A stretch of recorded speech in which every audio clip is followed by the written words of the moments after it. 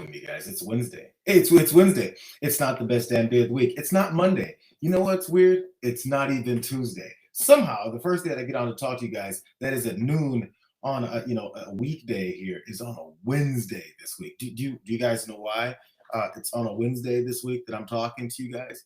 Do you really want to know why it's on a Wednesday that I'm talking to you guys this week? Or do you want to hear all the things that I really want to say about why it's on a Wednesday that I'm talking to you guys here for a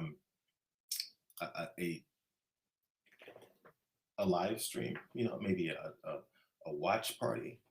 The issues were plenty. The issues were plentiful. The issues were ongoing. The issues stacked upon themselves. And as a matter of fact, so many issues stacked upon themselves. I wonder right now, like as we start this, and maybe you guys see my face. Let me make sure. Let me make sure I play this from the other screen to make sure that I'm seen for everyone else. In case I'm still worried that something still might go wrong. That's how many issues there were. Do you guys hear me? Somebody said check your mic. Oh, let's see. Let's check my mic. I checked my mic. Hold on. Is it there? Oh my goodness.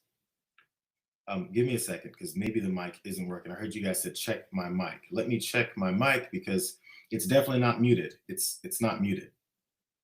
Hold.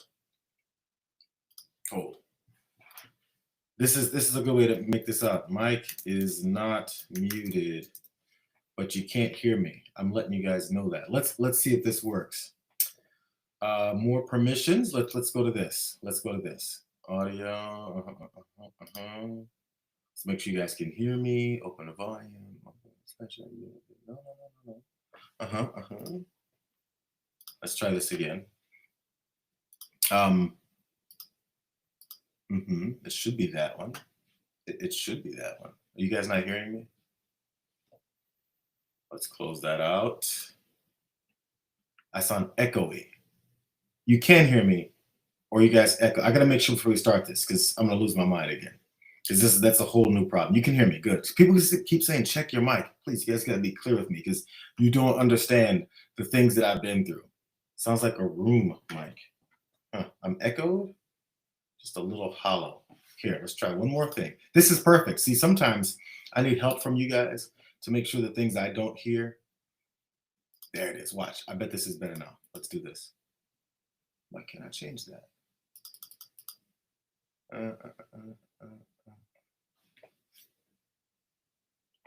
Echoey. It won't change it. That's a shame.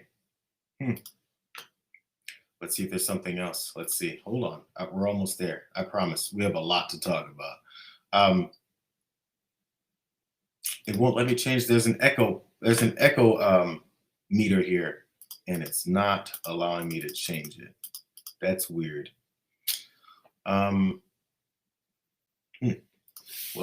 it might have to happen for today, you guys. Apologies for the potential echo.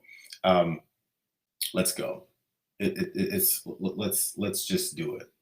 By the way, apparently Paul Tuckett or whatever that guy's name is, I watch too much Family Guy.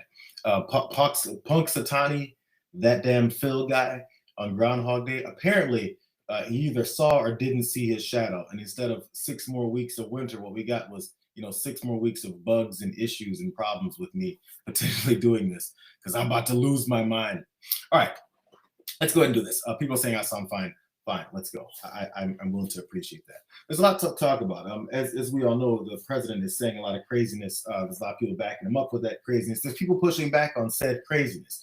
We've got more details. We've got more developments when it comes, to that whole child sex trafficking ring that he continues to deny. So much to talk about. But I want to start with something a little bit more humorous, but still serious at the same time. And it's very clear and obvious the types of people that we're dealing with in this country and why we've gotten to where we are. Let's start here. This was the problem. Let's see if this works. Here we go. I think so.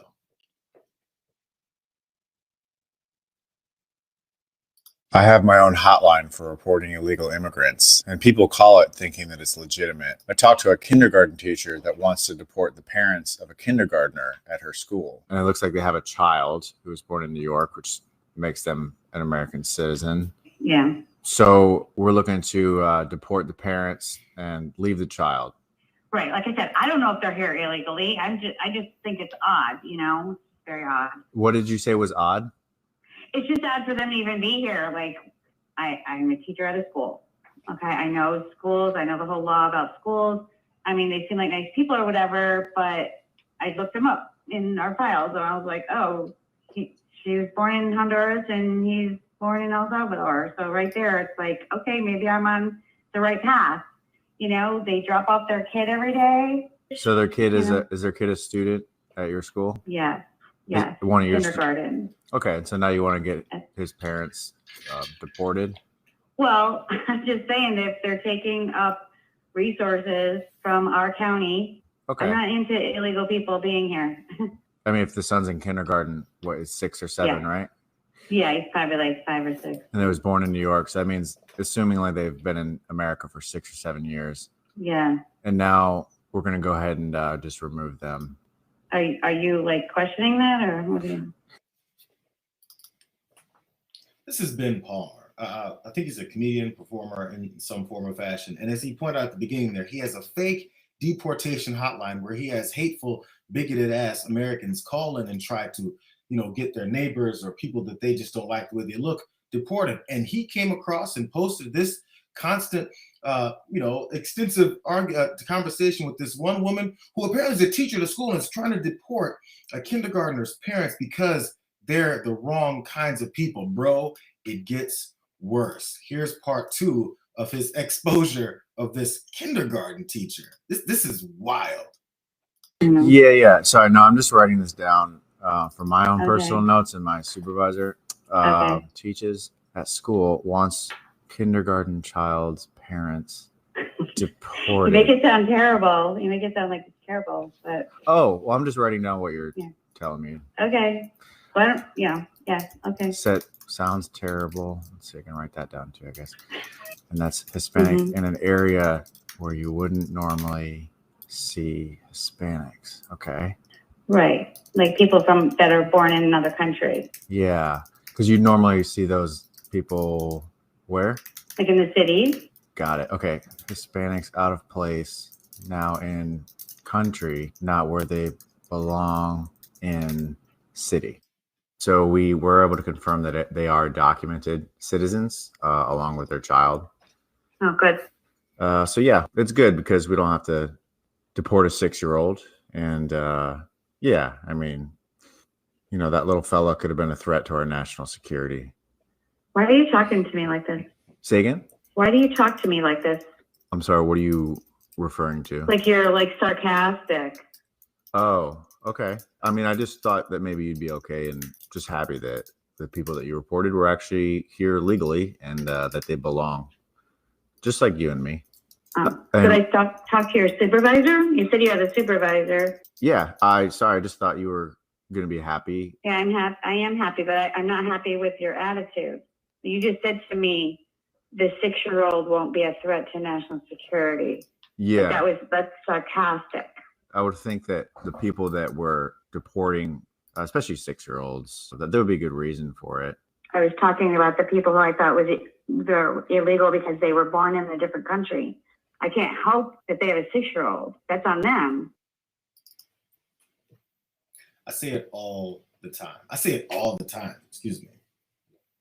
She had to hear her words come back to her by him repeating simply what she was saying and what she was insinuating. She said, you make it sound terrible.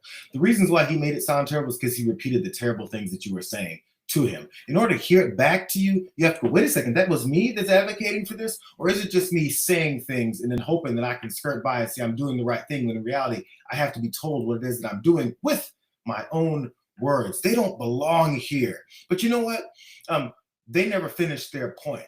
Make people finish their point. After they insinuate the hateful things they're saying, then say, so what you're saying is, and then let them defend the horrible thing that they're saying, because they get to skirt by and be cowards like this woman was. But she wants to talk to a supervisor because he pointed out that she said the little fella won't be a threat to our national security anymore. That's what your president says. That's what the guy whose ass you follow every day says about the people that are apparently a threat to our national security, when the vast majority of the people that they're swooping up and taking out of their homes, out of cars, and out of workplaces are not a threat to our national security. But you guys have been convinced that they're all threats to our national security just because you say so. So when you have someone like little Liam Ramos, who was sent away along with countless other children, which they should release all of them, are they all a threat to our national security? Because every time that everyone was talking about Liam Ramos and his father being snatched and him thrown into the back of that car, you guys were heartless enough to talk about how, well, apparently it's not my fault, it was his parents. Apparently, when they said they were going after the worst of the worst, you guys were willing to accept that as long as you were able to hide behind that, when in reality, what they're doing is going after those little 5-year-olds and their threats to our national security. One more time, this is a kindergarten teacher at a school trying to get the child deported, but now she wants to talk to a manager with her Karen ass. Here's part 3. You know what we'll do? I'll get in touch with the supervisor. I send him a text. When he gets back to me, I'll see if he can follow up with you and this. What is his name? His name is Brian. But yeah, thought you'd be happy to know that they're documented, but we'll have the I am happy. I'm super happy. I'm super happy. I'm glad. That's wonderful. Well, it's good. The 6-year-old can stay in the school, and I know it's tough looking at him. And but yeah, we'll get on my supervisor. Just he can give you a call back in a little bit. My understudy here said you were having some issues with him about some out of place Hispanics. Something like that, yeah. Okay. You sound exactly like Greg. Okay. I just didn't like his attitude. I really do apologize for that. Looks like Brian said we did confirm the document status of these individuals, and we're happy we were able to do that for you despite the sarcasm and the things that you're complaining about. Okay, yeah, I'm glad. I'm glad that they're fine folks and belong here and all that good stuff. But he was criticizing me because there was a 6-year-old boy involved. You know what I mean? But he's acting like I'm this terrible person because I'm going to deport a 6-year-old. And in fact, he goes today, because a 6-year-old would be a threat to national security. Did you hear him say that she's a terrible person? But you heard her say back to the supervisor, which was still Ben Palmer, and had the exact same voice he used, I think on purpose, as the previous caller or the receptionist of the calls. That was simply giving her back what she was giving him, repeating what she said. That's why he said, I'm writing everything you're saying right down. She says, he's acting like I'm a terrible person. This is that one moment. It's the self-reflection moment. It was forced upon you, but it's a self-reflection moment. Maybe you're a terrible person. Maybe you shouldn't be working around children. Maybe you shouldn't be around these 5- and 6-year-olds, which apparently you hate so much because you're trying to get their parents deported. And that's just not my fault. It doesn't matter. What she doesn't care is then if that child no longer shows up at that school, she has no idea what happened to him. She'll go right home, dust her dusty feet off at the front step, go inside, eat her dinner, and never think about him again. And her national security wasn't threatened before nor after his life has been turned upside down. She's a hateful person. Maybe this is your chance to change your life before it's too late. But the problem is, even if you change it now, how many other people's lives have you already destroyed with how hateful you are? Should she be working at a school when she's out here targeting little children because she's observed his parents dropping him off, and apparently they're from El Salvador, so they must not belong here. They don't live out. Usually those dirty immigrants live in the city, not out here in the lily white suburbs where I live, and I'm not supposed to see brown people here. Wow. The mirror has been stood up against her face, and she doesn't like what she's looking at. Maybe it's time to change what you're looking at. This is how we get here. People always wonder, how is it we got here? It's crazy. Who voted for these people? Sometimes those same folks that ask those questions, the folks that voted for these people teach your children. The folks that voted for those people are in charge of your children. They look out for them in daycare centers. Sometimes the most horrible people in this country are the ones who say that they're so great, like that lady thought she was, but instead what she is just another Trump. Just not as powerful, but she's definitely there to help prop him up. Andrew Schultz is a well-known version of that same thing. And a mirror has been put in front of his face, and he's out talking about how suddenly he's seen the light. But I will say that this was a breaking point for me in the way that the administration responded to it. Like, I didn't think what's happening right now with ICE could happen in America. I genuinely did not think that was possible. I thought our institution, I thought the Constitution would hold up. When I see it and then immediately defend it, I start to go, we gotta be very loud about this. Like, it all of a sudden becomes not like liberal catastrophic thinking. It starts to become very reasonable, nuanced criticism of the administration. They have just made the most far left critiques of the Trump administration. Their reaction to this has just justified all of them. Let me ask In one moment, all of their responses from Trump to Kash Patel, they have justified every single and I know people will probably look at this and be like, they've done a million other things to justify them. Sure, and that's fair. But this specific situation, I think, is a breaking point, and it has justified all those criticism. I think people's antennas are way up, and people's antennas up that were not up initially. This is like seeing the Epstein files. Because it's like, wouldn't it be nice if we got those? It's like, damn, y'all really been lying to us. Like, damn, like you really lying to us. Let me ask you a question. Yep. You see Andrew Schultz there seeing the light, except all of that light that he's seeing is couched in all kinds of that same hatefulness that Donald Trump preached to these folks. You notice, I didn't think that what's happening at ICE would even happen here. How did you not think that? Because all those crazy libs kept telling you that if you listen to what Donald Trump is saying, that exactly what ICE is doing is what he said they would be doing. And for some reason, you were blinded by what?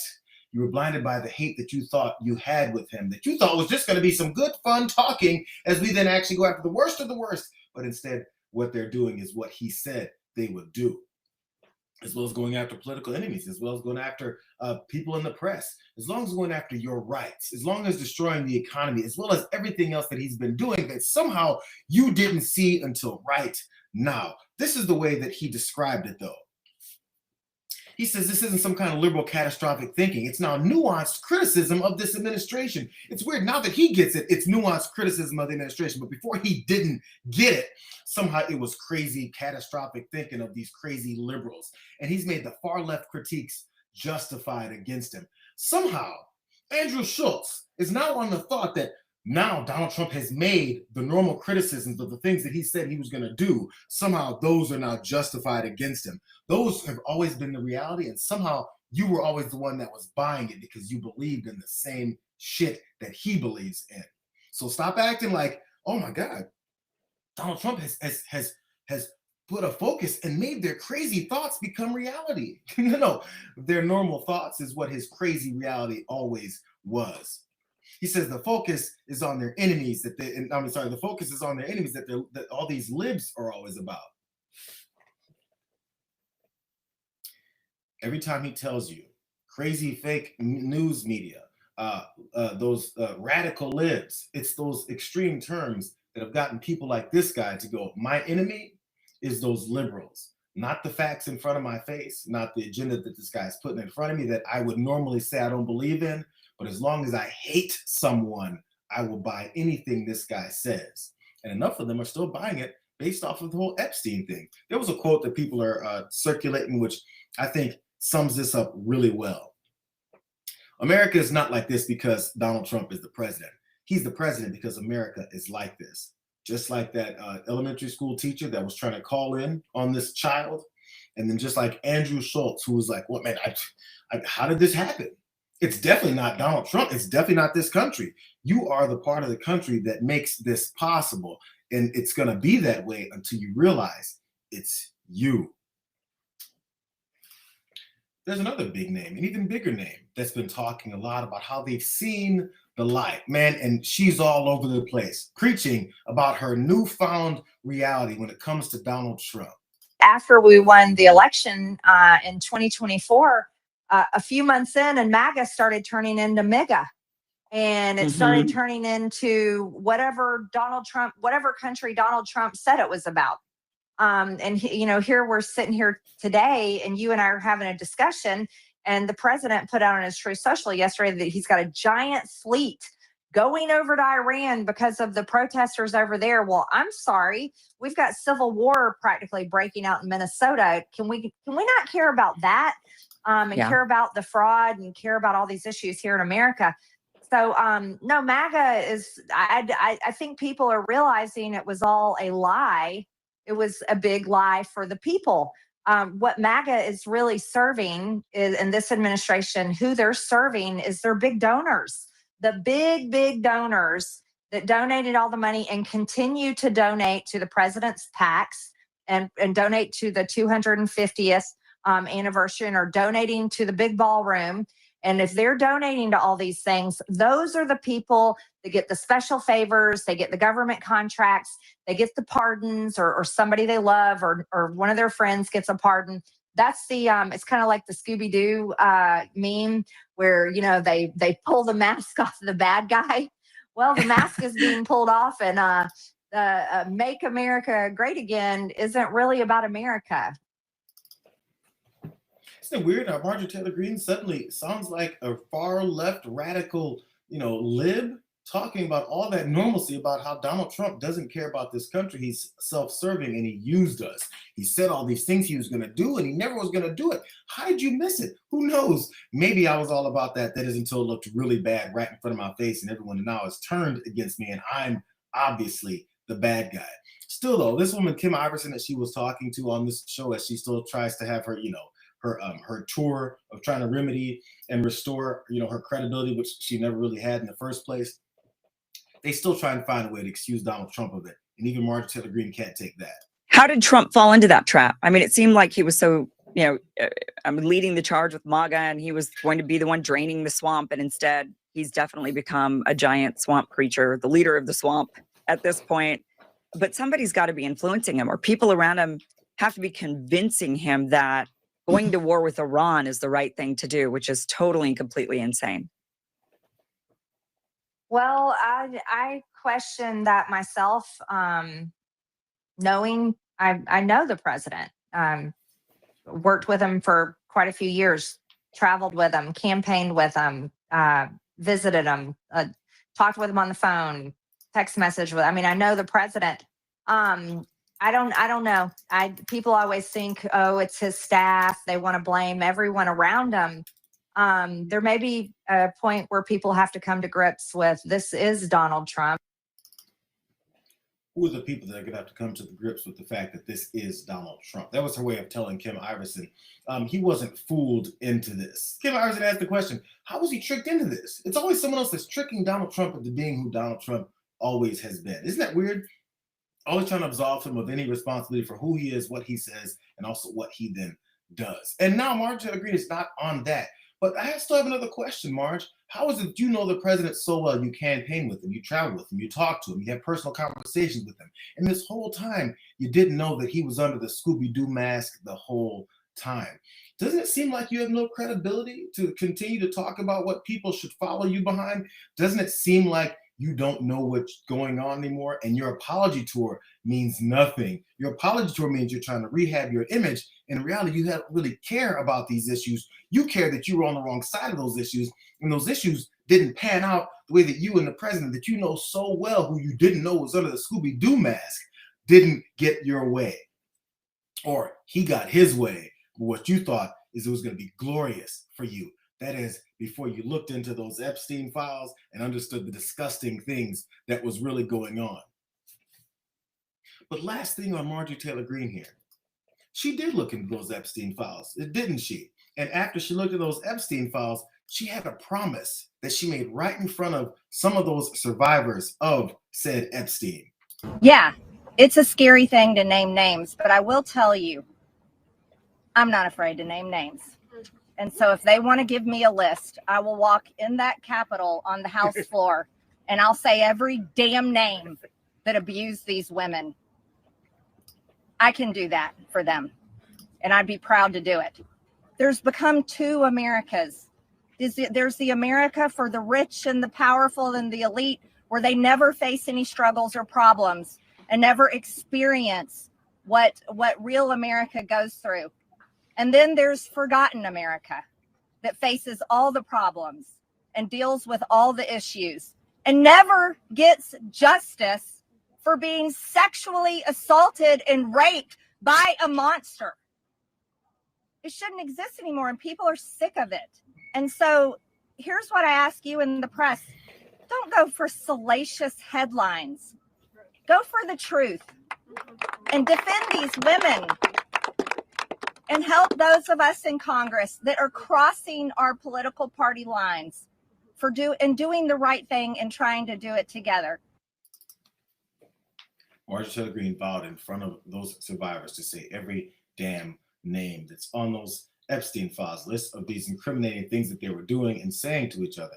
There's a bunch of censored names on some of those files that we've just now gotten more of, and I feel like Marjorie Taylor Greene is not saying every damn name. There's a really good reason why she's not saying every damn name and why she will then not say every damn name from the House floor. There's a really good reason why she's no longer going to do that. When common American people realize and understand that the political industrial complex of both parties is ripping this country apart, that not one elected leader like me is able to stop Washington's machine from gradually destroying our country, and instead the reality is that they, common Americans, the people, possess the real power over Washington, then I'll be here by their side to rebuild it. Until then, I'm going back to the people that I love, to live my life to the fullest as I always have, and I look forward to a new path ahead. I'll be resigning from office with my last day being January 5th, 2026, and I look forward to seeing many of you again sometime in the future. Marjorie Taylor Greene ran her ass out of Congress a month ago. Yet to read any names on the House floor, yet to fulfill those promises to those victims, which she said live in this two separate Americas, one with this powerful elite, people who are connected and have connections, kind of like, elected officials who have the power to change some things, maybe collect other folks together to, generate enough guts and courage to do something about it. But she ran away. Don Bacon is running away. Tom Tillis is running away. All the people that have something to say are suddenly running away and no longer fulfilling their promises. I feel like Marjorie Taylor Greene is still participating in this two Americas where they abandon survivors of Epstein like she's doing right now. And then the folks who are all connected to the rich, powerful, and elite who continue to contribute to that same horrific nature of what is we're still seeing. She's seen enough of it. She's heard enough of it. And what is she doing about it? It's empowering him further. And she thinks it's empowering herself to somehow cleanse her image. Don't buy it. And anyone else that decides to come forward and say, I'm sorry, I figured it out. Oh, I see it now. How did I get hoodwinked like this? Did you know that those crazy radical left libs, did you know that they were, somehow considered to be right now?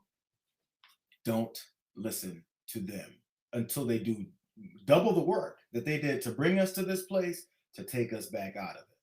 Because if you got us here, it's time for you to work to get us out of here, not just run away and say, this is bad, and then run away.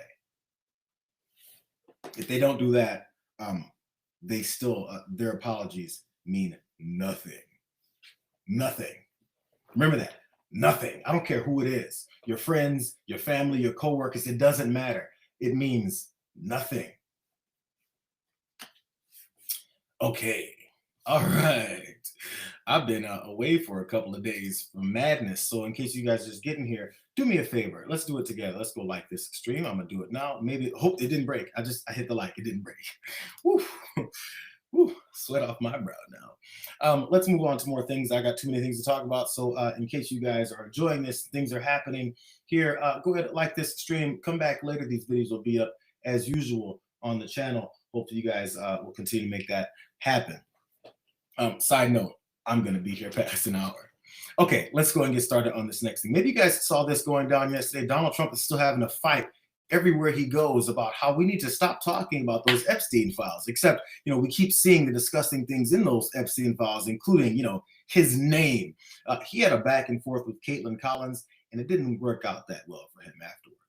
You talked about Democrats who were in there. Elon Musk was also in there, and so was your Commerce Secretary Howard Lutnick and correspondence that he had with him. Did you read those new files that were published by the Department of Justice? I have a lot of things I'm doing, a lot of things I'm doing. I don't know. You mentioned 2 names. I'm sure they're fine. Otherwise, it would have been major headlines. A lot of women who are survivors of Epstein's are unhappy with those redactions that came out. Some of them, entire witness interviews are totally blacked out. Do you think that they should be more transparent? The fact that they thought they released too much. I heard that, and you tell me something else. No, I think it's really time for the country to get onto something else. Really, now that nothing came out about me, other than there was a conspiracy against me, literally by Epstein and other people.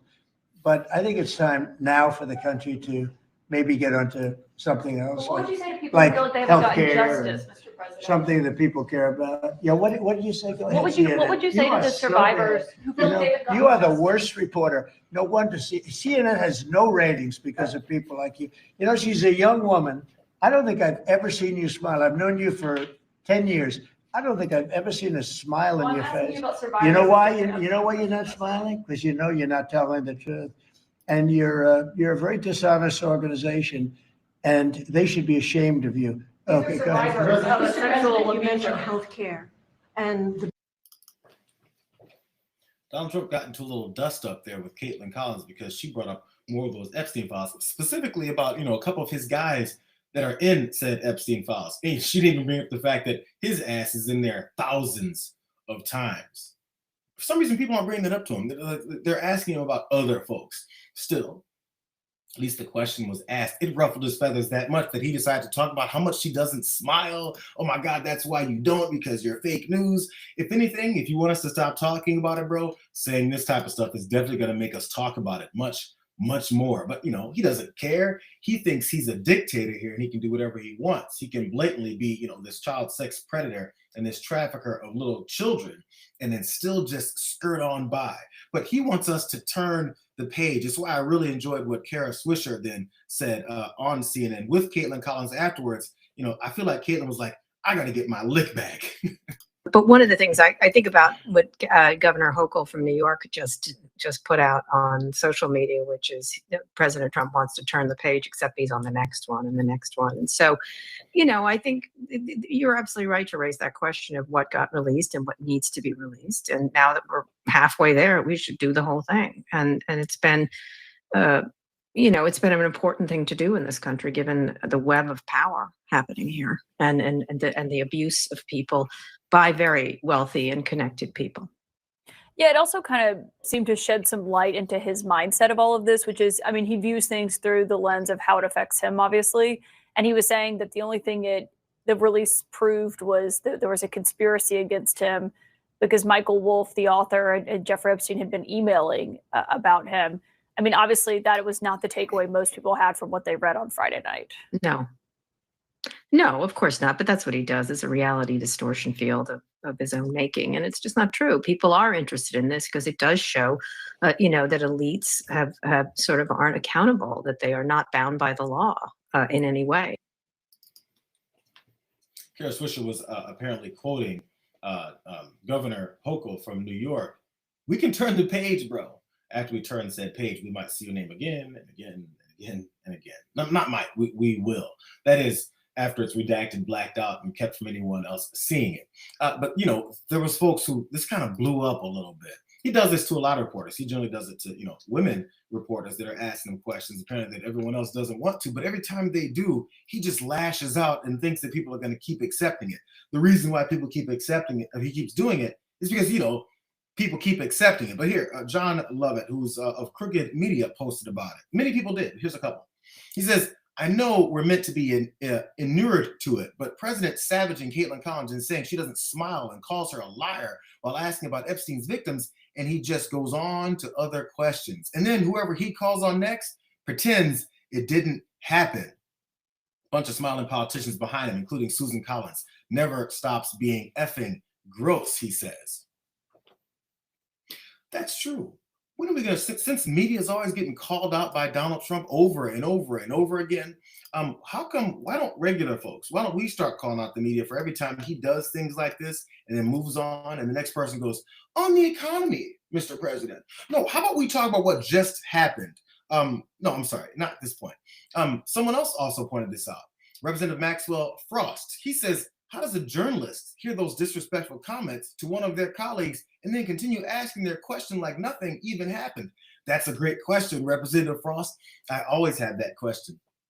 Why don't people then say, excuse me, are you going to answer the question or are you going to try and berate more people? As a matter of fact, Mr. President, the American people, every time you berate us about the normal questions that we ask, they see more and more why it seems like you're guilty of the disgusting crimes that we've seen in these files that you continue to try and cover up. Maybe they should ask him that. Or are they afraid of this child sex predator? I'm wondering. One more. Gretchen Carlson, formerly of Fox News, that is before, she had to deal with all of the sexual harassment that was happening there. And then she got out of there and has been an advocate for women ever since. Maybe she was before, but she's more vocal now. She says, how dare the president of the U.S. once again attack a woman in the White House press corps because Caitlin Collins doesn't smile when talking about Epstein survivors?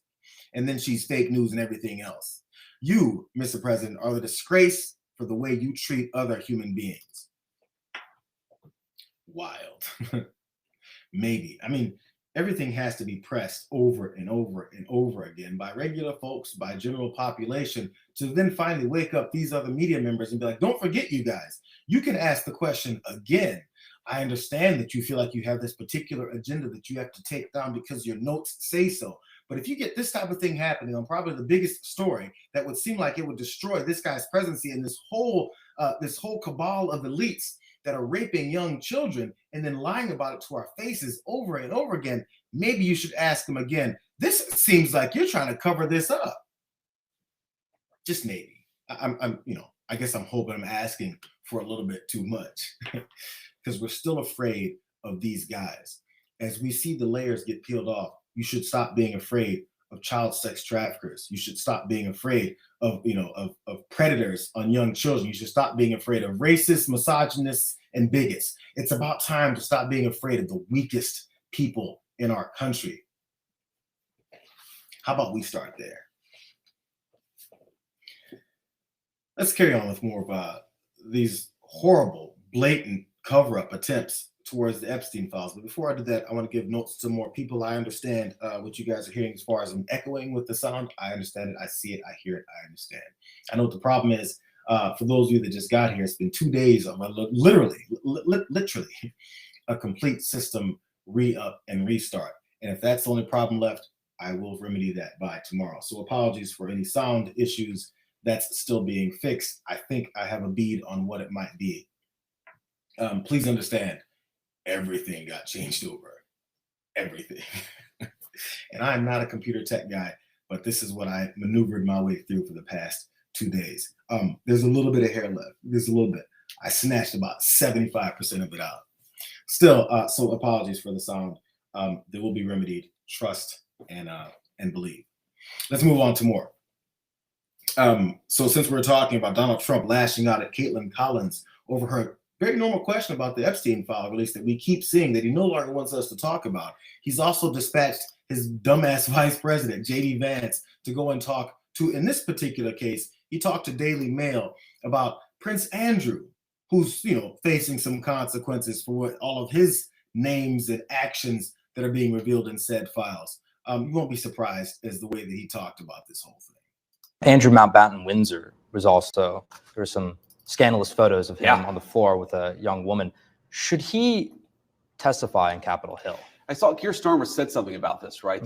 That he should go and testify. I mean, look, I'm certainly open to it. I think we let congressional Republicans determine whether he adds anything. I know that they're doing a very exhaustive investigation because the thing that people always, I think, forget or sometimes forget about the Epstein investigation is there was a Department of Justice investigation back, I think, in 2007. It was a very bad investigation. There are a lot of things that they didn't try to uncover, a lot of things they didn't try to look at.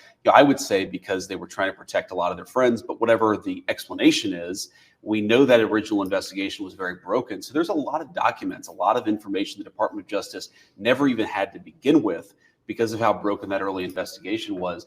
I think what the House GOP is trying to do is really exhaustively go through what were his relationships. Was he doing anything financially that was interesting? How did the guy make his money to begin with? That's always been one of the craziest parts of this story, is this guy came from nowhere and all of a sudden he's a math teacher and now he's like a billionaire. That doesn't make a ton of sense to me. And I think the House GOP investigation is trying to get to the bottom of a lot of that stuff. I'll let them determine whether they should talk to Prince Andrew.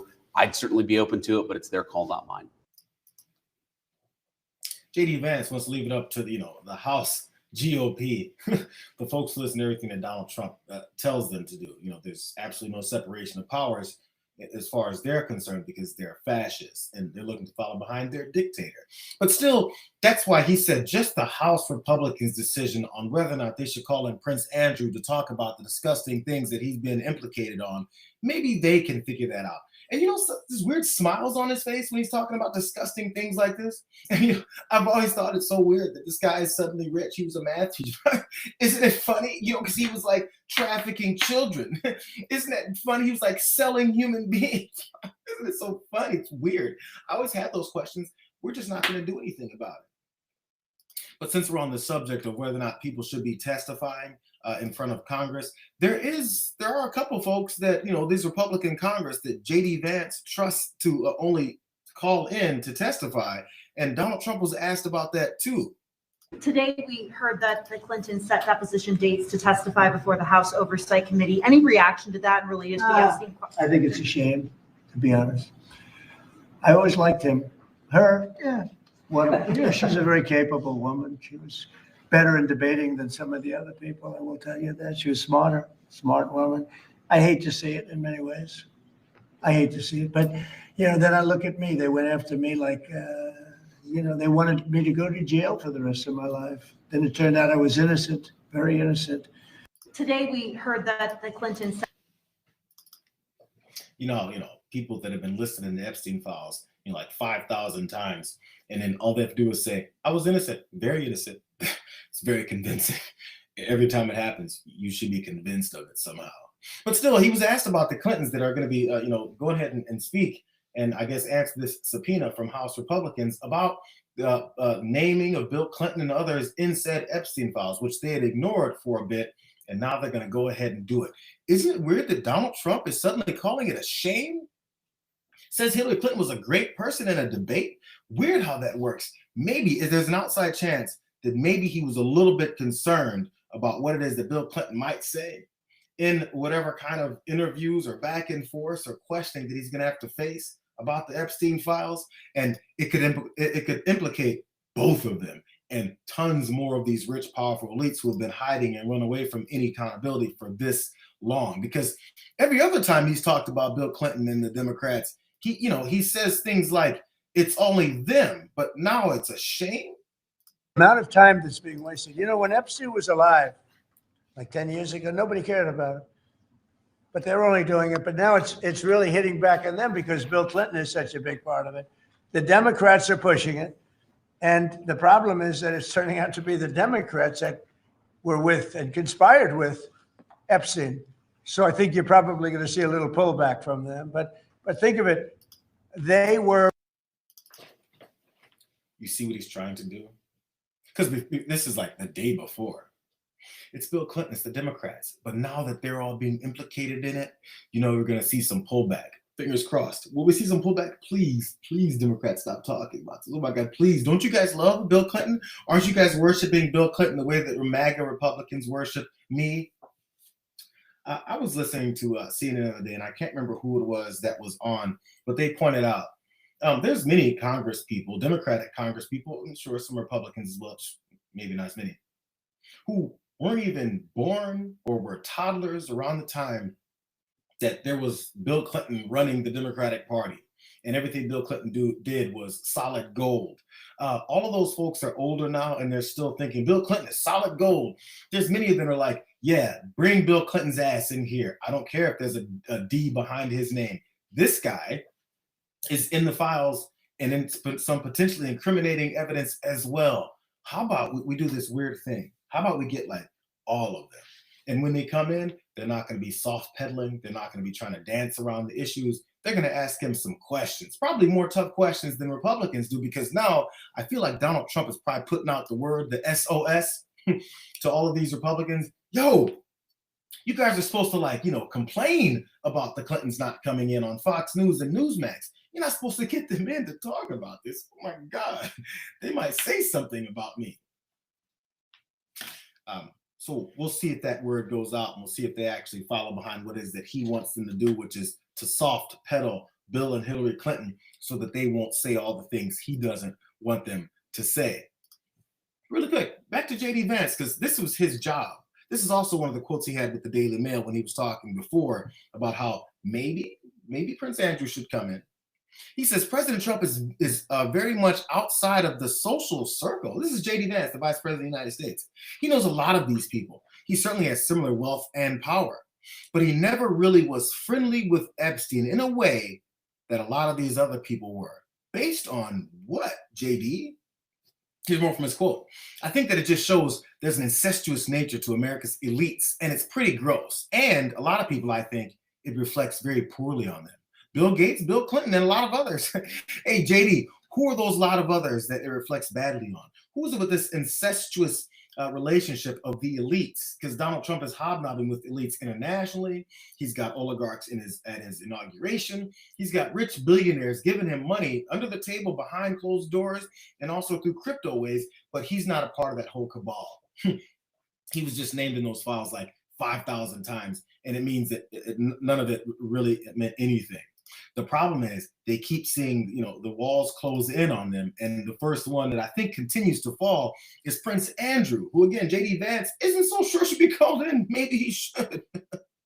Here's what's happened to Prince Andrew. He was quietly booted from his longtime Windsor home as the political pressure generated by the latest release of Epstein files tightened around Britain's monarchy. They're like, bro, I know we're okay with this, but we can't let it get out. Here's more. King Charles's younger brother left Royal Lodge over in the dead of the night, that's according to The Sun, leaving the sprawling Georgian mansion he's occupied for decades. And he was relocated to a cottage on the Singraham estate in Norfolk. How nice. He gets to retire in the country. With the latest batch of Epstein files, it was made clear to him that it was time to go. That's what an unnamed friend told that same Sun tabloid. Leaving was so humiliating for him that he chose to do it under the cover of darkness. Obviously, that's to distance him from the rest of the family. But here in the United States of America, our number one pedophile that was in those files is the President of the United States. And there's something we can do. We can also retire him. But what it would take is some kind of courage from the people who are carrying his water and are now become, you know, the protectors of said pedophiles and elites that J.D. Vance somehow thinks he can separate Donald Trump from. But if they try to, the problem is Donald Trump's former personal attorney turned deputy director of the DOJ, Todd Blanche. The weird thing is he keeps saying very incriminating, horrific things like this because Donald Trump tells him to. Well, some of the people we saw on camera at the rallies. Is there any chance that any of these individuals who partied with Epstein and engaged in, relations with minors will be prosecuted? Well, Any look, chance? I'll never say no, and we will always investigate any evidence of misconduct. But as you know, it is not a crime to party with Mr. Epstein, and so as horrible as it's not a crime to email with Mr. Epstein. And some of these men may have done horrible things, and if we have evidence that allows us to prosecute them, you better believe we will. But it's also the kind of thing that the American people need to understand, that it isn't a crime to party with Mr. Epstein. It isn't a crime to have Didn't look like that's all that was going on some of those photos. I mean, if the photos could speak, some of them look pretty bad. That's right. And unfortunately, photos can't speak. And so we need witnesses and we need Are there evidence videotapes that you all have? Or well, some of the people we Todd Blanche over there. This is what the American people need to understand. Does that sound like a directive? Do the American people get to still, think for themselves? What they need to understand is it's okay to party with pedophiles. To party. What does party mean to Todd Blanche? Maybe those videos of Donald Trump hanging out with Jeffrey Epstein, maybe the former quotes from Donald Trump talking about how he's a great guy to party with and how he also, likes girls on the younger side, just like he does. Isn't it weird how partying with Jeffrey Epstein is suddenly should be something that we all accept? The same way that Megyn Kelly said that, Jeffrey Epstein wasn't an actual pedophile. He just liked the barely legal types, the 15 and 14-year-olds, because 14 and 15 is barely legal to Megyn Kelly. They're trying to prime us. They're trying to groom us for this whole idea that all the disgusting things that they're still holding close to their chest, that it's going to be okay, that pedophilia is now an American tradition, that pedophilia is something, our founding fathers, they're going to start bringing up some historical facts that no one ever really knew.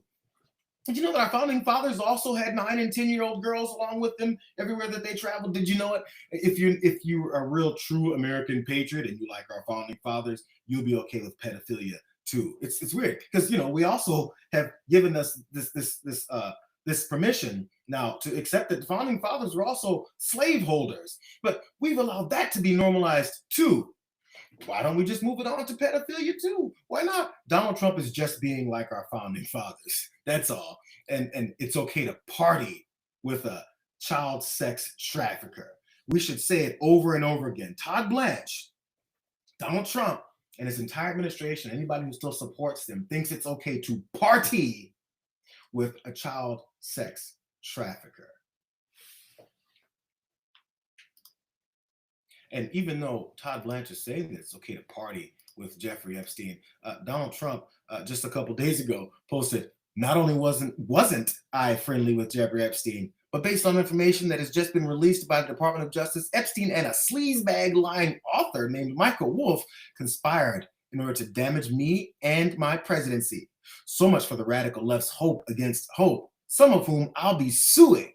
Additionally, unlike so many people that like to talk trash, I never went to the infested Epstein Island, but almost all these crooked Democrats and their donors did. Maybe some of those crooked Democrats, like, Bill Clinton, who you kept talking about how he was on the flights and he went to the island. Maybe he can reveal some of that information about what it is that happened on that island that you never visited. That is, until you point out that it's a shame that they're calling in Bill Clinton. The guy's lies don't matter. So in order for you to continue to support him, believe the things that he says, you have to have this pre-position where you go, I'm okay with this. That's what Todd Blanche is trying to get these folks to maybe start telling their friends and family. Did you know it's okay to be a pedophile these days? Did you know that trafficking young girls is actually a really good thing? Like I said, he's all over the place on this. That is, Donald Trump. And it's why, it's pretty obvious. He's in it. Let's watch more. Have nothing to do with Jeffrey Epstein. And in fact, if you look at the DOJ, they announced, they released 3 million pages. It's like this is all they're supposed to be doing. And frankly, the DOJ, I think, should just say, we have other things to do, because that whole thing has turned out, other than Bill Clinton and, Bill Gates and lots of people that there are a lot of questions about it, but nothing on me. But it was even sort of better than that, because they found that Jeffrey Epstein and this sleazebag writer named Michael Wolff were conspiring against Donald Trump to lose the election. So Epstein was conspiring with a writer for me to lose the election. So right there, that I had nothing to do with this guy. But it's a terrible thing. In usual Donald Trump form, he says, I think the DOJ should say we have other things to do. That's his obvious, open, public way of telling the DOJ, stop doing anything. Don't even mention it. Continue along with this big cover-up. That's what I need you to, because the walls are closing in. Let's wrap up this Epstein thing really fast, because I feel like we should play this literally every time anyone brings up, specifically this president, brings up the fact that I wasn't friendly with Jeffrey Epstein. I had nothing to do with him. I kicked him out of my club. The way that Mike Johnson says he kicked him out of Mar-a-Lago because he was a creep. Really? Because all the evidence says that wasn't the case. Have you ever had a personal relationship with Donald Trump? What do you mean by personal relationships? Have you socialized with him? Yes, sir. Yes? Yes, sir. Have you ever socialized with Donald Trump in the presence of females under the age of 18? Though I'd like to answer that question, at least today, I'm going to have to assert my 5th, 6th, and 14th Amendment rights, sir. It's really weird. Jeffrey Epstein apparently doesn't think that it's okay to party with Jeffrey Epstein. Because when he was asked whether or not Donald Trump partied with Jeffrey Epstein, he said, I'm going to plead the 5th. That was the question when he decided to stop answering questions about Donald Trump. He partied with him. He was okay to say that. When he was asked if he partied with minor children, young girls under the age of 18, suddenly he was pleading the 5th. For the record, Jeffrey Epstein, the convicted and murdered child sex trafficker, pedophile, he doesn't agree with Todd Blanche, Donald Trump's personal attorney turned DOJ official, about whether or not it was okay to party with Jeffrey Epstein. Jeffrey Epstein disagrees. And he pleaded the 5th, which is the last thing you should always remember what Donald Trump said about anybody. I mean, anybody who pleads the 5th. So there are 5 people taking the 5th Amendment, like you see on the mob, right? You see the mob takes the 5th. If you're innocent, why are you taking the 5th Amendment? So there are 5 people. If you're innocent, why are you taking the 5th Amendment? Maybe you should, you can't ask Jeffrey Epstein. Someone had him killed.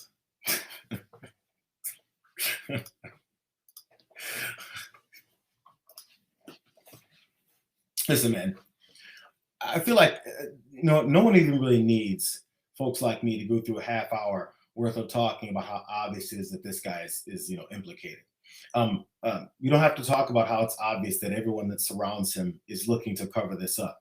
We don't have to talk about how obvious it is that he's literally turned the Department of Justice into his own law enforcement agency that goes after his enemies and protects him from all the horrific criminal activity that he's been involved with. We shouldn't need all that. And actually, we don't need all that. Even people who still support him know better. They're just okay with it. This is what we should recognize. The people that are still okay with this are willing to, do these things as well. Or see it happen and condone it, because we're seeing it happen and they're condoning it. There are evil people in this world. All the things that conservatives always say about folks. They are, and they're the ones. That's why they talk about it so much and try and get you to look the other way while they do all that evil shit. In case you didn't know. Let's move on to some more evil, shit that, this administration is up to. It blatantly right in front of our faces, though. But I know it's almost the top of the hour, so everyone that's taking off going over to TDR, I feel you, I love you, I understand. I even support it sometimes. But you know what? You're going to miss a really good story. You're going to miss a couple points of a really good story. Hold on. There we go. Oh, geez. Things are happening. Okay. I know if I got a lag here. I was getting a little bit of notice there. So let's move on to this last story. I appreciate you guys. Go tell John I say hey, but come back. As usual, this last story will be up on the channel. Let's make this happen, because I think you guys heard about Donald Trump, and since he's has horrific approval numbers, kind of by design. He knew all this dictatorial stuff wasn't going to really work out. Since he's got these horrible poll numbers and he's concerned about, losing midterm elections and then also being impeached after losing those midterm elections, he's got a whole new approach happening now. And it's not really all that new or unpredictable at all. What does President Trump mean when he says Republicans ought to naturalize voting? What does that look like in practice? What the president was referring to is the SAVE Act, which is a huge common sense piece of legislation that Republicans have supported, that President Trump is committed to signing into law during his term. And he spoke with the speaker directly about that yesterday, about the need to get that bill on the floor for a vote, because it provides very common sense measures for voting in our country, such as voter ID. I don't think any rational person who's being honest with themselves would disagree with the idea of requiring citizens of this country to present an ID before casting a ballot in a federal election, or frankly in any election. And that's something the president wants to see happen. So that's what he was referring to. But to be clear, what does President Caroline Leavitt isn't good at lying, just like the rest of this administration. Somehow she thinks that she's going to peddle this whole thing about Donald Trump talking about nationalizing elections, that somehow she can peddle that as saying he's talking about the SAVE Act, when oddly he didn't mention anything about the SAVE Act when he was talking about, nationalizing the elections. It's weird. She always does this. Remember, she tried to cover for him when he was talking about, canceling the elections. He's just shifted it a little bit. This was her lie at the time when he said he should cancel elections. My question is, President Trump has talked twice in recent days, once at the Kennedy Center and then to Reuters again last night about canceling the election. Why is he talking about this? I believe you're referring to the president's interview at Reuters last night. I was in that interview. It was a closed door interview. Obviously, there was not audio or video. The president was simply joking. He was saying, we're doing such a great job. We're doing everything the American people thought. Maybe we should just keep rolling. But he was speaking facetiously. And then one more. It's weird. Like, he was joking is what she said when he said he was going to cancel elections. So really fast, there was a follow-up question from another reporter in the same room that, he picked up on that whole joking line, and he's like, are you for real? Who asked you about the president's interview with Reuters? You said that he was joking about canceling the elections, but Americans for generations have fought and died for democracy, for this democracy. Are you saying that the president finds the idea of canceling elections funny? Andrew, were you in the room? No, you weren't. I was in the room. I heard the conversation, and only someone like you would take that so seriously and pose it as a question that way. Second, Caroline, thank you, Caroline. Senator. And just like before, the next reporter moves on and doesn't point out that she didn't answer the damn question.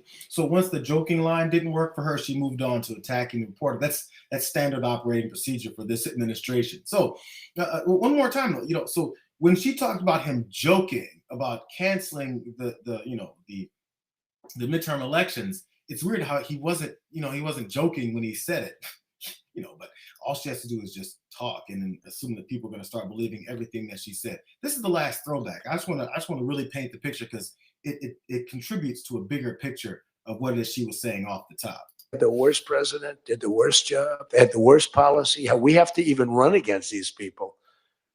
Now, I won't say cancel the election. They should cancel the election because the fake news will say he wants the elections canceled. He's a dictator. They always call me a dictator. Nobody's worse than Obama and the people that surrounded Biden. Not Biden. I don't think it was Biden. He didn't know what the hell was going on. Okay, the election was rigged. He had no idea what happened. He still doesn't. So since we clearly see that Caroline Leavitt lies and tries to manipulate our reality based off what is that Donald Trump actually said, I feel like even from those few weeks ago when she said all that we should realize that now that she's saying Donald Trump isn't really talking about nationalizing election, he's talking about the SAVE Act. I feel like since we now know she's a liar, before she even finished talking, we should have known, she's a liar and we shouldn't believe anything she says. But in case you still did, Donald Trump is willing to let you know that she's a liar. These people were brought to our country to vote, and they vote illegally. And amazing that the Republicans aren't tougher on it. The Republicans should say, we want to take over. We should take over the voting in at least 15 places. The Republicans ought to nationalize the voting. And we have states that are so crooked, and they're counting votes. We have states that I won that show I didn't win. Now you're going to see something in Georgia where they were able to get with a court order the ballots. You're going to see some interesting things come out. But, like the 2020 election, I won that election by so much. Everybody does it. They put a woman in jail. And he goes on to talk about, his election denier in Arizona that is still in prison and she should continue to be. Did you guys hear him say anything about the SAVE Act when he said that he should nationalize elections, take over 15 different states of elections? Did you hear him say anything about that, or was Caroline Leavitt lying again? And after she then lied about what he said, the weird thing is that she should have talked to him at least and said, hey, sir, I was lying for you, and you shouldn't continue on that same road where you don't mention anything about the SAVE Act when you actually talk about how you want to nationalize elections because you're a dictator. And then what exactly did you mean when you said that you should nationalize elections? And which 15 states are you talking about? I want to see elections be honest. And if a state can't run an election, I think the people behind me should do something about it. Because, you know, if you think about it, a state is an agent for the federal government in elections. I don't know why the federal government doesn't do them anyway. But when you see some of these states about how horribly they run their elections, what a disgrace it is, I think the federal government, when you see crooked elections, and we had plenty of them, and by the way, we had them last time, but go to 2020 and look at the facts that are coming out. Rigged, crooked elections. If we have areas, take a look at Detroit, take a look at Pennsylvania, take a look at Philadelphia. You go take a look at Atlanta, look at some of the places that horrible corruption on elections. And the federal government should not allow that. The federal government should get involved. These are agents of the federal government to count the votes. If they can't count the votes legally and honestly, then somebody else should take over. It's really weird. I didn't hear anything about the SAVE Act. I heard him say that the federal government should take over elections in the states that he doesn't like, you know, the way the results come out, like, you know, like a dictator would. I also heard him say, you know, I don't know why the federal government doesn't do this anyway. There's plenty of reasons why the federal government shouldn't do it. It's a violation of the Constitution. Also, I'm wondering when these conservative Republicans are going to finally come back and start shouting for states' rights again. You know, because when states run their elections, there's this weird thing. They keep people like dictators there in the White House from trying to manipulate and nationalize the elections. States are an agent of the federal government, he says. States are an agent of the federal government. They work for the federal government. Isn't that weird? When are the Republicans going to start stepping forward and talking about how states are not the agents of the federal government, and therefore the federal government can step on any and all laws surrounding those states and do whatever the hell they want? That is, as long as a dictator is in office, and they still get offended when someone calls this dictator a dictator. But as usual, like I always say, you're going to have these people that are in elected office that like to say these things to try and continue to manipulate our reality. One of those big dummies is Tommy Tuberville. And then, of course, President Trump wants same-day voting, mail ballots, get rid of these voting machines. There's a half a dozen people, whether it's the House or Senate, Larry, that are up here as we speak, that did not get elected. It was all bogus because we've seen the evidence. And if we don't straighten that out, you're going to see a lot more of it this fall. And it's just going to get worse and worse with the American people saying, listen, we got all y'all up there and you don't do anything to straighten it out. We want closed borders and we want fair elections. Those two things they are demanding. And as Republicans, we had better to listen to them and do that, or we're going to lose next fall. That's what they're concerned with. Losing in the fall. That is, if Donald Trump doesn't completely take down the country by then, which is why we have to do something before the fall, because it's obvious they have no interest in elections. Tommy Tuberville is an anti-American fascist piece of shit. That's what Tommy Tuberville is. He's not even that. He's also really stupid, and he does everything that Donald Trump tells him to do. He's got marching orders from the President of the United States to say those things, to get people to not believe in our democracy, to not believe in our elections. That's what fascists do.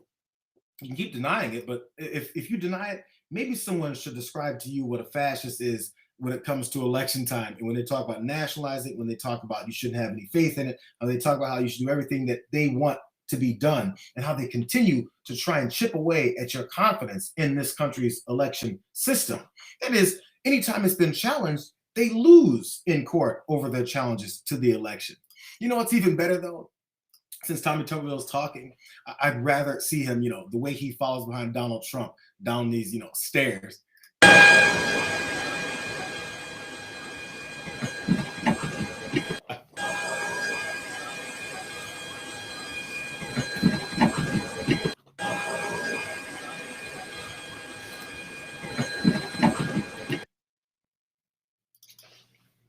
Bruh, I could watch it all day. I ran it 3 times. When I grabbed that, I ran it like 10 times before I brought it to you guys. I figured maybe y'all would get tired of watching it 10 times. I did not get tired of watching it 10 times. No, maybe he bumped his head, even though it's the same result before and after, the way that he thinks and the way he talks about things. But that's Tommy Tuberville. That's a clown, right? That's not a long-term Republican senator, not a long-term Republican even congressman. You know, and when it comes to response to Donald Trump's call to nationalize elections, we should listen to, a resolve Rand Paul, the type of guy who takes no nonsense, man. He really believes in the Constitution. This is what he has to say about Donald Trump's call to nationalize elections. Yeah, that's not what the Constitution says about elections. There is some dispute, has gone to the Supreme Court about whether federal elections are different than state elections. And the Supreme Court did rule that, for example, Washington State can't set term limits on federal officials if Georgia doesn't. It has to be uniform election law. But as far as the time, place, and manner of the elections, that under the Constitution is a state activity. So I'm not for nationalizing it. I was against Nancy Pelosi's bill, which would have nationalized it, but I would also be against any bill coming from this administration that would nationalize elections. What? Did you notice Rand Paul, when he has to disagree with Donald Trump and his blatant, attempts at authoritarianism and a takeover of this country's election system, that he has to couch it in all these other terms. He has to make it a little cloudy for the people who probably believe the things that Donald Trump says, and then listen and see Rand Paul, a longtime Republican, in office and go, well, Rand Paul said he's against, Rand Paul compared something about a Supreme Court decision. Rand Paul said he was against it when Nancy Pelosi was trying to nationalize elections. They have to couch it in terms of continue to make the people that are listening to them then pay attention to the people that they've been told to hate for so many years, and then go, well, Nancy Pelosi was the one trying to nationalize elections. I guarantee you MAGA folks took what Rand Paul said when they first got ruffled when he said that's against the Constitution, and they went, oh my God, Donald Trump gets to violate the Constitution. And then he moved on to start talking about Nancy Pelosi so they could, ease back into their comfort of going, well, Nancy Pelosi wanted to nationalize, elections, not Donald Trump. And it's a good thing that Rand Paul was against Nancy Pelosi. And, he's kind of against Donald Trump too. So when I saw that, I said, wait a second. When did Nancy Pelosi try to nationalize the elections? I don't remember Nancy Pelosi saying that, the states are an agent of the federal government.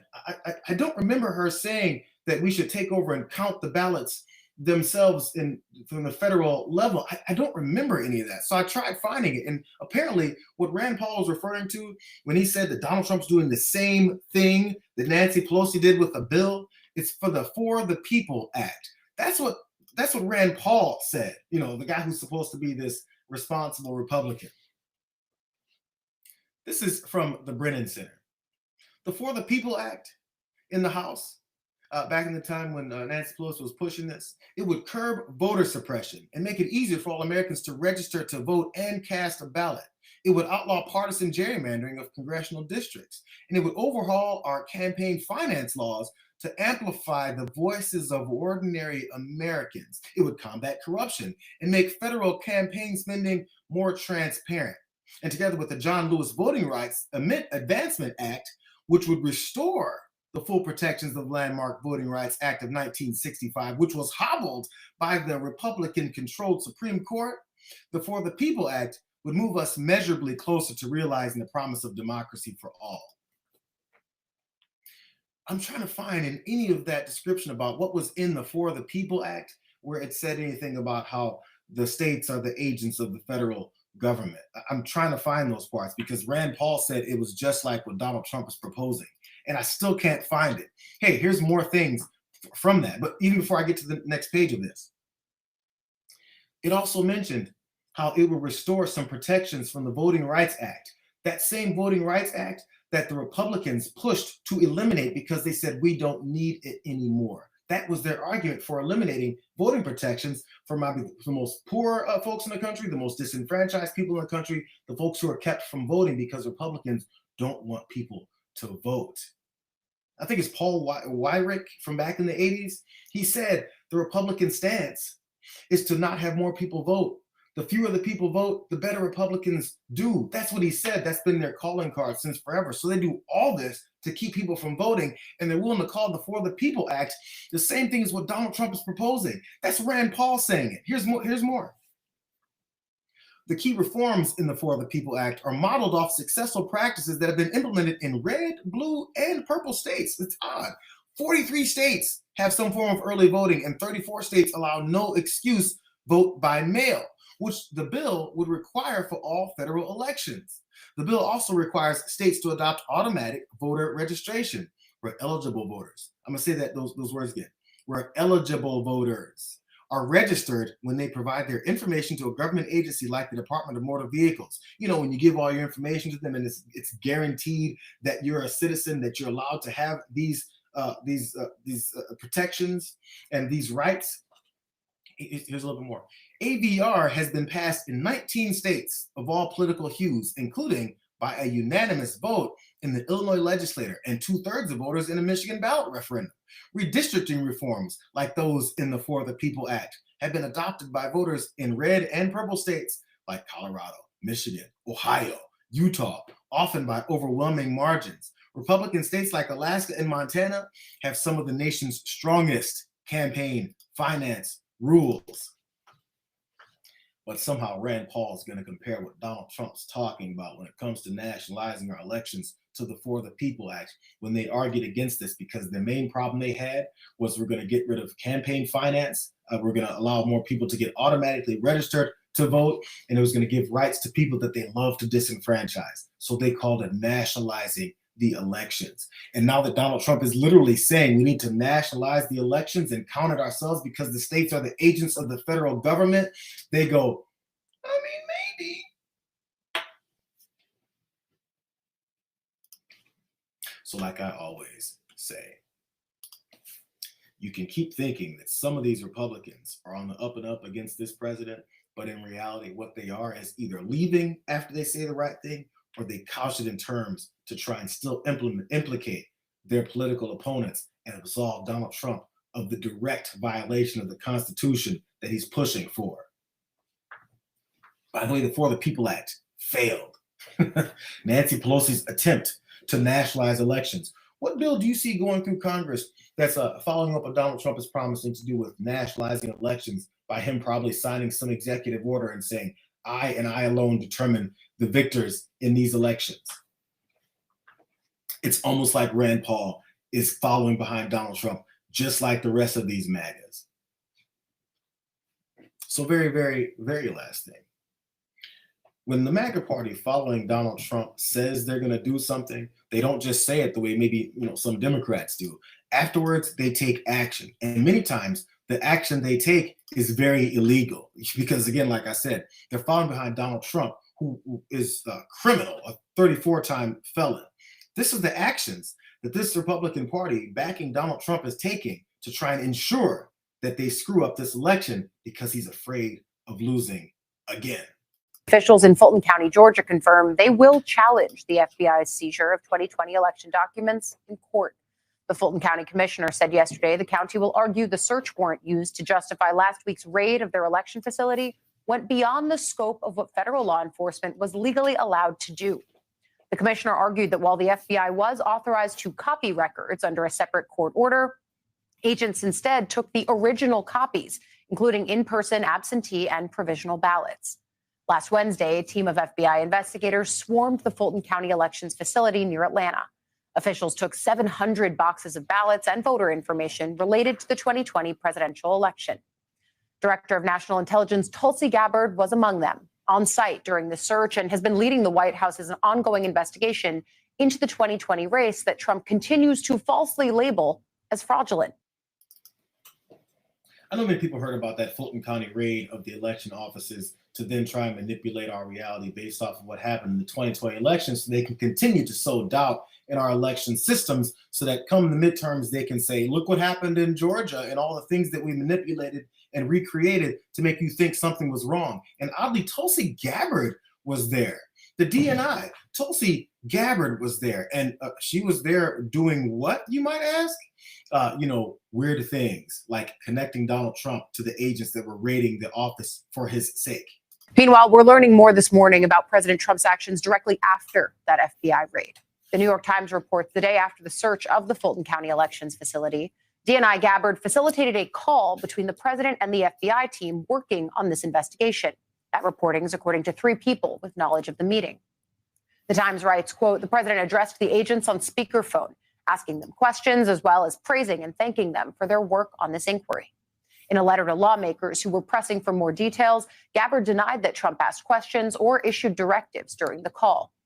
The paper also pointed to the unprecedented nature of the meeting. Rather than going to senior department or FBI officials, Trump spoke directly to the frontline agents doing the granular work of a politically sensitive investigation in which he has a large personal stake. Does that sound like something you should trust? The raid officers send Tulsi Gabbard there. Put Donald Trump directly on the phone with the agents that are there so he can talk to them, discuss things. But as he's talking with them and discussing things, we don't get to know what he's discussing. But we have to believe Tulsi Gabbard, who shouldn't have been there, and none of them should have been there. We have to believe her because she says that we should believe her in saying, yo, I just put him on the phone so he could ask them what they had for breakfast. Maybe ask if they like the new McGriddles at McDonald's. Because that's apparently the type of things that Donald Trump wants to talk to agents about as they raid the Fulton County offices to try and manipulate information so they can tell a bunch of idiots that are going to believe everything that they say that the election was rigged and we found new information, brand new information. It's weird how it keeps coming around that way. But Michael Isikoff was on CNN and he talked about how bad this looks, how bad it sounds, and also how the lies just keep shifting around Tulsi Gabbard and why she was there. Her justification in the letter is that this is a national security issue. She brought officials from something called the National Counterintelligence and Security Center down with her to Fulton County. But why Fulton County? Remind Well, remember, Fulton County is that was Trump's obsession. That's where he thought that the election was stolen from him in Georgia, and he's been obsessed with that. But Gabbard keeps presenting this as there's a foreign threat. Right. That's her justification. And then at the end of the letter, she says, because she's writing this to members of Congress who are saying, "Why didn't you tell us about any of this?" And she says, well, this search was done under a sealed search warrant signed by a federal magistrate. As such, I have not seen the warrant or the evidence of probable cause that DOJ submitted to court for approval. So is she first, after telling us this is foreign election security, this is counterintelligence, this is national security? She says, well, I don't really know. I didn't see what the basis for this is. They don't want people to pay attention to what Michael Isikoff just pointed out. It's a national security risk that they're going to check out. Tulsi Gabbard said that, like as if, she knows that information. But when pressed, I don't know. How do you know it's a national security risk if you don't know anything that's in it, if it's a sealed document? By the way, what are you doing there if you don't know anything while at the same time you know something? The audience that's supposed to listen to her say she knows this is a national security risk is not supposed to continue to listen to her when she says, I don't really know if it's a national security risk. It doesn't make any sense. The main reason it doesn't make any sense is because Tulsi Gabbard works for Donald Trump, who says things that blow up their lie right after they tell the lie. Actually, Mr. President, what was Tulsi Gabbard doing at an election center in Georgia today? She's working very hard on trying to keep the election safe, and she's done a very good job. And they, as you know, they got into the votes. You're going to sign judge's order in Georgia, and you're going to see some interesting things happening. They've been trying to get there for a long time. Will you be pulling back actually? How does Donald Trump know they're going to see some interesting things out of their raid of this Fulton County election office with the ballots? How does he know? Usually if you're raiding something, if the FBI runs in and raids something, they take information and then they investigate and they determine what it is that they found and the conclusions of it. How would Donald Trump know that we're going to find something interesting from this raid of offices that he wasn't at, but he was definitely on the phone for to talk to agents as they raided the office? How is it we have a conclusion to the investigation that's never going to be had? We just have information and we're supposed to trust this fascist in the White House to tell us our reality based off of what it is that they said they got. But again, he said Tulsi Gabbard is in control of all this. Tulsi Gabbard is doing a good job. Tulsi Gabbard is in control of it. Like I said, the lies never make sense. After Donald Trump said Tulsi Gabbard's in charge of it and all this is on the up and up through her, it's weird. Todd Blanche said the opposite. The victims, but there's videos, they're all released for everybody to see. The New York Times is also reporting that DNI, Tulsi Gabbard, brokered a call between President Trump and some of the FBI agents who are conducting the Georgia election investigation. What can you tell us about that? I know you were asked about why she was at that that raid where they, you guys took the documents from Fulton County. What can you tell us about that? So this is an FBI investigation, and it's a grand jury investigation, and because of that, there's not a lot we can talk about. I've read the same article you read about a conversation. The president talks to law enforcement all week long, and so the fact that he talked with agents that are working hard doesn't surprise me, and actually I love it. It's great. Did you ever find out why she was at the? And everyone knows I love Tulsi Gabbard, but why was she at that I love her particular too. raid? No, I mean, first of all, she wasn't at the search. She was in the area where the search took place. She is not part of this investigation. Okay. She hasn't said that.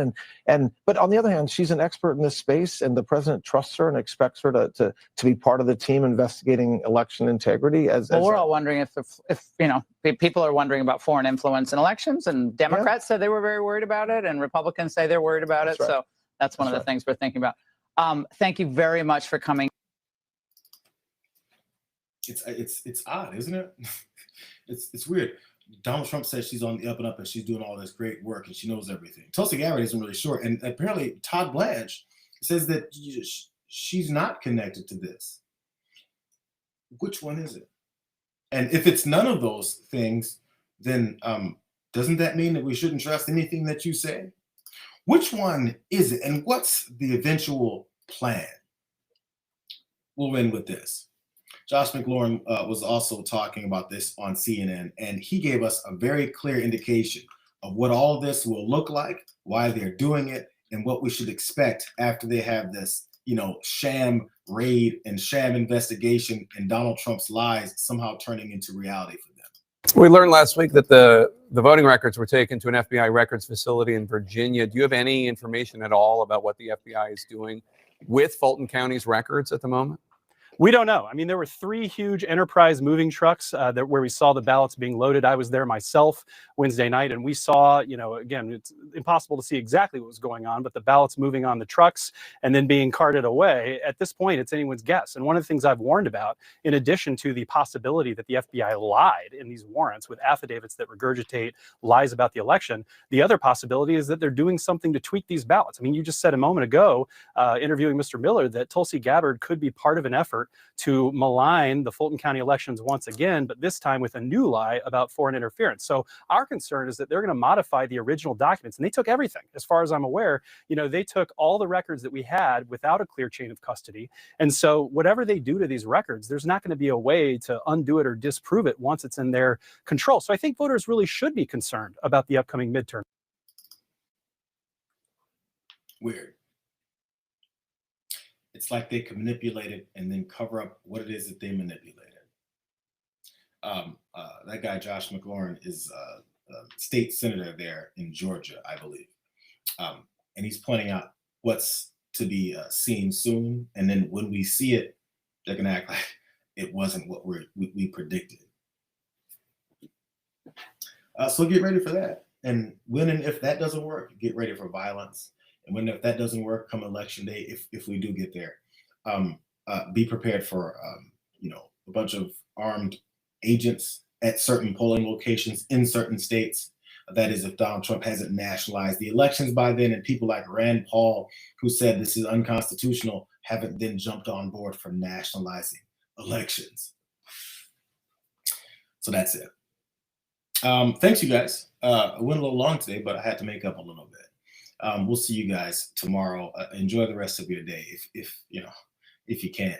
And we'll continue this fight. More things happening. I promise you guys. I do understand the mic situation. I do think I know what it is. It's one last little tweak that has to happen with this entire system creation, but I'm back. Hopefully I'm back tomorrow and something else hasn't gone wrong.